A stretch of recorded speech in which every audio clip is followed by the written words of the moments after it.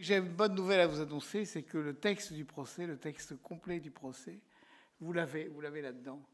Et en l'ayant là-dedans, vous avez une merveille, un joyau, un diamant taillé. La première phrase de la préface que Robert Brasiac avait donnée à la première édition en français du procès de Jeanne, cette première phrase, je la connais par cœur, je vais vous la dire, parce qu'elle vous dira tout ce qu'il y a dedans. Le plus pur et le plus émouvant chef-d'œuvre de la langue française n'a pas été écrit par un homme de lettres. Il est né de la collaboration abominable et douloureuse d'une jeune fille visitée par les anges et de quelques curés muets pour l'occasion en tortionnaires. Et c'est grâce à ces tortionnaires, au premier rang desquels il y avait l'évêque Cochon, que nous avons ce procès, nous avons le texte, parce que Cochon, qui a fait le premier procès politique de l'histoire, c'est le premier procès politique de l'histoire, c'est la première fois dans l'histoire qu'un vainqueur juge un vaincu. Et que quand Jeanne est faite prisonnière à Compiègne, au lieu de la racheter, comme on faisait habituellement, puisque c'était un chevalier, et que c'était la coutume à l'époque de pouvoir racheter contre rançon les chevaliers prisonniers, au lieu d'être racheté ou d'être tout simplement égorgé dans sa prison, l'université de Paris, qui avait fomenté le traité de Troyes, et qui était furieuse de voir cette petite jeune fille qui, en quelque temps, avait mis par terre tout ce qu'elle avait construit, l'université de Paris a écrit au roi d'Angleterre « Il faut la juger ». Idée géniale. Il fallait être des curés muets en tortionnaire pour penser à cette idée. Il faut la juger. Et il faut faire un beau procès. Et ils ont fait un beau procès avec 4 greffiers, 2 en français, 2 en latin. Parce que Jeanne, qui ne connaissait pas le latin, était interrogée en français, répondait en français. Mais comme la langue de la procédure était le latin, les greffiers qui étaient spontanément et naturellement, si on peut dire, bilingues, entendaient la réponse et la question en français et la notaient en latin, en la traduisant de façon simultanée et immédiate. Donc on a 4 manuscrits, 2 en français et 2 en latin. Et on peut, en les comparant, avoir à peu près, je dis à peu près, tout le procès, parce qu'il y a des pièces qui ont été enlevées, notamment, surtout quand Charles VII, 25 ans après, a fait un procès du procès, le procès qu'on appelle le procès de réhabilitation, qui est en fait le procès de nullité du procès de Rouen. Donc à ce moment-là, il y a des gens qui ont enlevé certains documents parce qu'ils avaient peur qu'on les reconnaisse, notamment Thomas de Courcelles, qui était chancelier de l'université et qui avait voté pour la torture, pour qu'on torture Jeanne. Et il était très embêté quand même, parce qu'il était toujours vivant. Et il est étonnant, celui-là. On l'interroge, il ne sait plus rien. Tout le monde se souvient de ce qui s'est passé il y a 25 ans. C'est pas très long, il y a 25 ans. Bon. Mais lui, il était là, il était juge. Il ne se souvient de rien du tout, de rien. Bon. Et il dit, non, c'est trop vieux, c'est trop ancien, je ne sais pas. Bon. Et il avait une trouille terrible qu'on retrouve le document où il avait voté pour la torture. Car le procès, vous le verrez quand vous le lirez, parce que vous le lirez.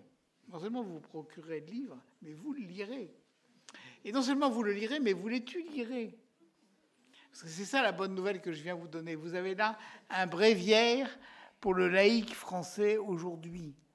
On dit, à quoi ça sert Jeanne aujourd'hui? Ben voilà, Jeanne revient aujourd'hui telle qu'elle a répondu au juge. Et c'est merveilleux, parce que quand Jeanne arrive à Rouen, c'est un diamant. Jeanne, c'est un diamant. Mais c'est un diamant brut.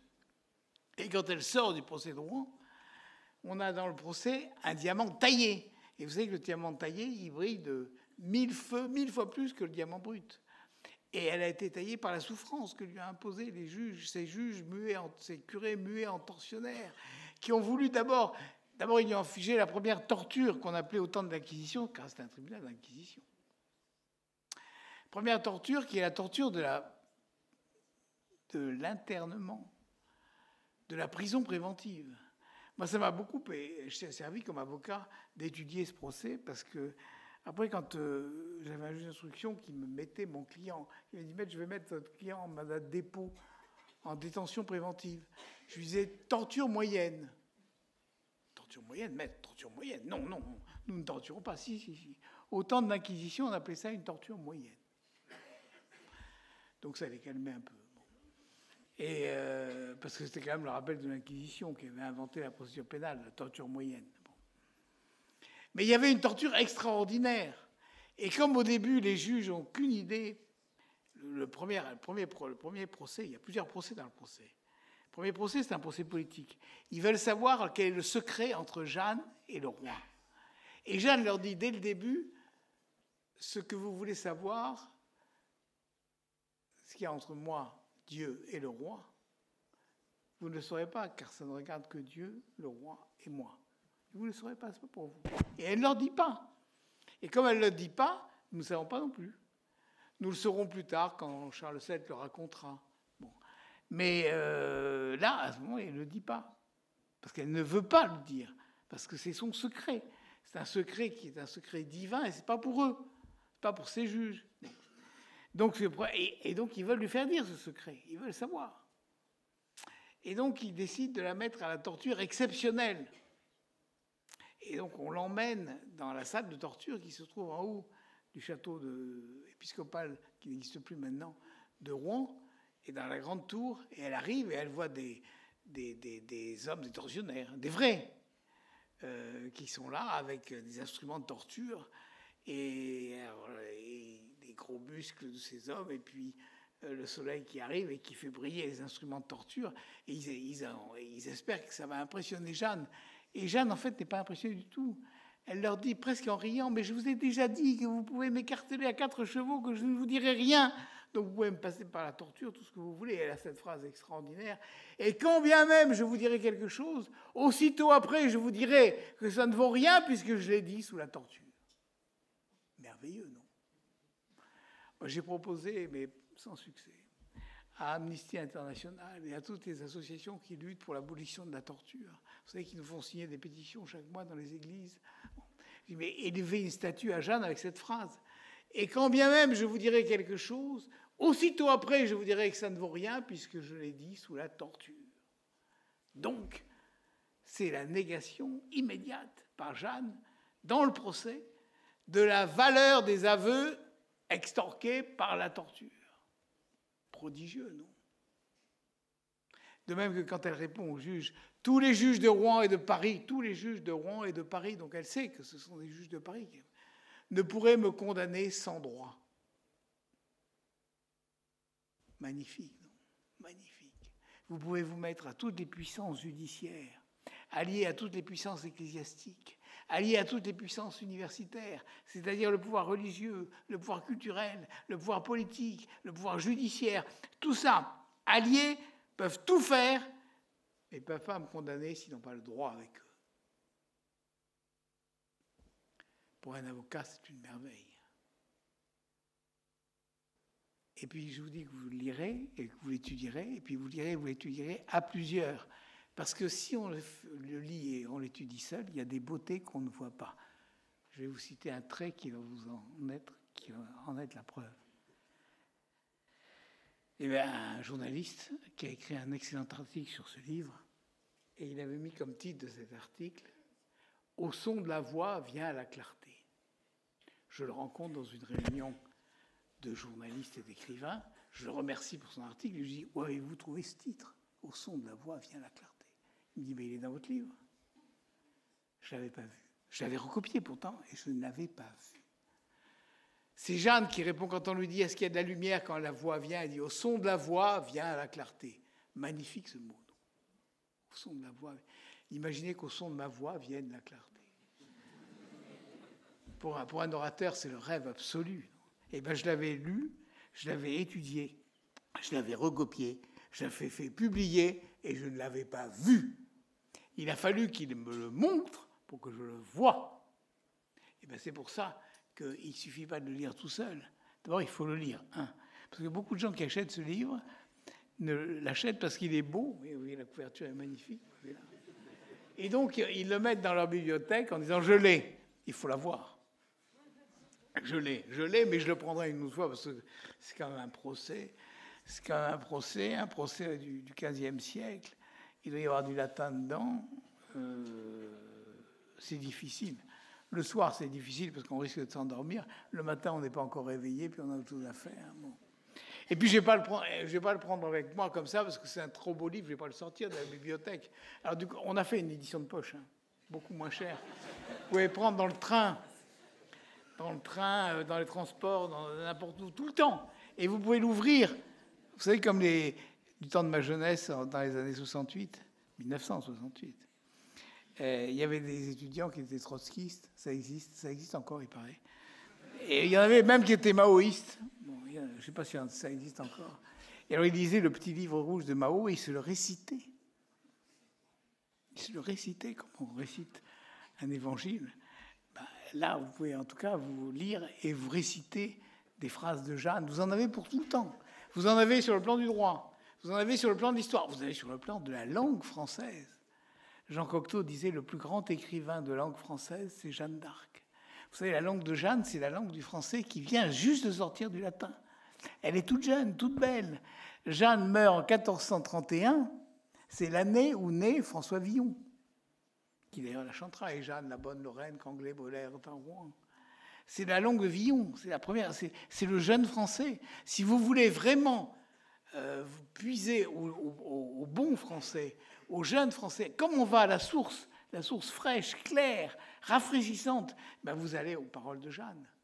Et vous savez, c'est très important. Hein, parce qu'à un moment, quand des juges lui demandent comment était cette voix, il dit « Cette voix est belle », et elle parle de la voix de Saint-Michel. « Cette voix est belle et douce et humble et parle le langage de France. » Ce qui veut dire qu'au paradis, on parle le langage de France. Donc quand vous arriverez au paradis, si vous y arrivez, vous serez reçu par Jeanne, parce que c'est Jeanne qui reçoit les Français au paradis, c'est connu. Mais si vous y arrivez en parlant n'importe comment, elle va dire c'est un Français renié.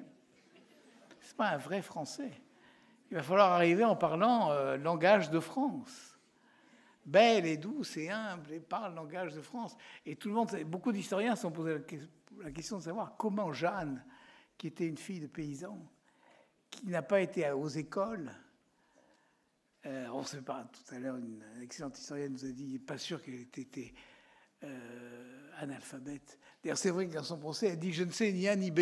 Et comme me disait quelqu'un de Norémie, chez qui je m'étais arrêté, dans un pèlerinage privé que j'avais fait là-bas, et solitaire, et je couchais chez ce monsieur, et avant de dormir, on discutait, et je lui disais, elle ne savait ni A ni B. Elle me dit, quand on dit que je sais ni A ni B, c'est qu'on sait déjà A et B. Et ça, c'est vrai. C'est une réflexion qui suppose qu'elle savait quand même pas mal de choses. En fait, il semble bien qu'elle ait appris à lire et à écrire pendant tout le temps un peu de sa disgrâce après le sacre, entre le sacre et Compiègne, parce que c'est vrai qu'au procès, elle demande plusieurs fois qu'on lui passe des documents pour qu'elle les revoie. Elle a une mémoire extraordinaire, puisque quand on lui dicte, et quand on lui dit ce qu'on dit qu'elle a dit, elle dit « Non, vous trompez là, c'est pas exactement ce que j'ai dit, même si c'était il y a 3 mois, ou il y a 2 mois. Non, j'ai pas dit ça comme ça. » D'ailleurs, tout à l'heure, on a cité une de ses très belles lettres, la première lettre qu'elle écrit, elle écrit aux Anglais. Vous, duc de Bedford, qui vous dites régent au royaume de France. Très souvent, quand on cite cette lettre, on cite « Rendez à la pucelle les bonnes villes que vous avez prises ». Et quand le cochon lit cette lettre à Jeanne, Jeanne lui dit « Il faut enlever des mots, je n'ai pas d'écrit, rendez à la pucelle ». Je dis « Rendez au roi. Rendez au roi les bonnes villes que vous avez prises ». Et de même que quand elle écrit « Je suis chef de guerre », je n'ai jamais dit cela. Elle ne se présente pas ni chef de guerre, ni vraiment celle qui va diriger le royaume. Elle est là uniquement pour le service du roi. En quoi elle est une grande leçon politique, immense leçon politique, parce qu'elle aurait pu garder le pouvoir pour elle-même. Elle était infiniment plus douée pour la chose politique et la chose militaire que Charles VII. Infiniment supérieure à Charles VII. Infiniment supérieure aux ministres et aux lieutenants de Charles VII. Mais elle se met à sa place, et c'est ça l'immense leçon politique de Jeanne. Et sa place, c'est un genou en terre devant Charles VII. Et quand vous avez vu, tout à l'heure, est passé le portrait de Charles VII par Fouquet, quand vous regardez ce portrait de Charles VII par Fouquet, vous pouvez vous dire que vous avez l'image même, l'incarnation de la dépression. C'est le dépressif absolu. Les paupières tombent, les dessous des yeux tombent, les joues tombent, tout tombe. Et quand elle a dû traverser la foule à Chinon, et ne pas aller devant le beau chevalier que le roi avait installé à sa place, et qu'elle avait déjà vu le beau duc d'Alençon, son beau duc, qu'elle avait vu ces beaux chevaliers qui étaient mettre un genou en terre devant celui-là, qui en plus avait les genoux cagneux, qui faisait comme ça. Elle a dû se dire, en bonne paysanne, ben, va falloir faire avec ça. Hein. Elle a dû se dire, je ne dis pas qu'elle se l'ait dit, jamais elle n'a dit ça. Elle a toujours dit que c'était le plus fier chrétien qu'on ait jamais vu. Elle a toujours refusé qu'on dise du mal de son roi. Moi, je me le permets, pas elle. Mais quand même, et sa leçon politique, c'est cette obéissance, c'est cette humilité de se tenir à sa place. Et quand elle met le siège devant Paris et qu'elle est aux portes de Paris et que même blessée, elle pense qu'elle va prendre Paris, et que le roi lui dit il faut arrêter, elle arrête. Elle ne va pas faire une rébellion contre celui qu'elle vient de faire sacrer. Cette obéissance est quelque chose de prodigieux. Quand les évêques et tous les ecclésiastiques réunis là en jugent, lui demandent si elle obéit à l'Église militante, elle dit oui, j'obéis à l'Église de tout mon cœur. Dieu premier servi. Messia, Dieu premier servi. Et elle met par terre tous les cléricalismes. Parce que tous les clercs qui demandent à être obéis, si eux-mêmes n'obéissent pas à Dieu premier servi, alors à ce moment-là, c'est du cléricalisme. À ce moment-là, la religion devient une méthode d'oppression. Et un moyen terrible d'oppression qu'on voit dans le procès.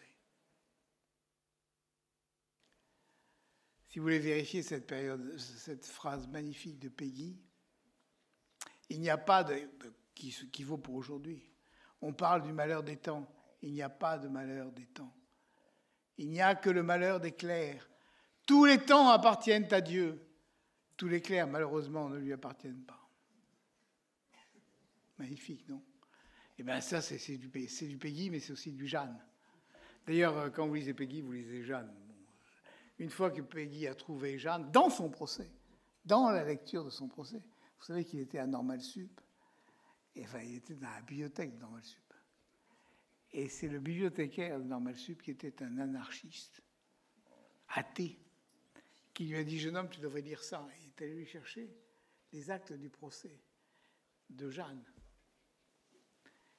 Ces actes que Quicherat, patron de l'école des Chartes et patron des archives, avait transmis à Michelet pour son histoire de France, et dont Michelet a sorti sa Jeanne d'Arc. Eh bien, quand Péguy s'est plongé dans ces actes, il n'en est pas sorti. Et il a écrit Le mystère de la charité de Jeanne, et il a écrit Ève, et il a écrit... Et quand il écrit, Victor-Marie contre Hugo, il parle de Jeanne d'Arc, et quand il écrit un article sur Corneille, il parle de Jeanne d'Arc, et quand il écrit, il parle tout le temps de Jeanne d'Arc. Et quand il écrit sur Dreyfus, il parle de Jeanne d'Arc. Quand il écrit sur Jaurès, il parle de Jeanne d'Arc. Et donc, il faut que j'arrête. Vous avez raison. Donc voilà, vous avez ce bijou, vous avez ce diamant taillé qui brille de mille feux. Ne le laissez pas dans votre bibliothèque. Prenez-le avec vous, nourrissez-vous, laissez-vous éblouir par ce diamant, et puis toute cette lumière, vous la rayonnerez autour de vous, et vous ferez ce que Thibaut Collin vous a dit tout à l'heure qu'il fallait faire. Vous changerez le cours de l'histoire.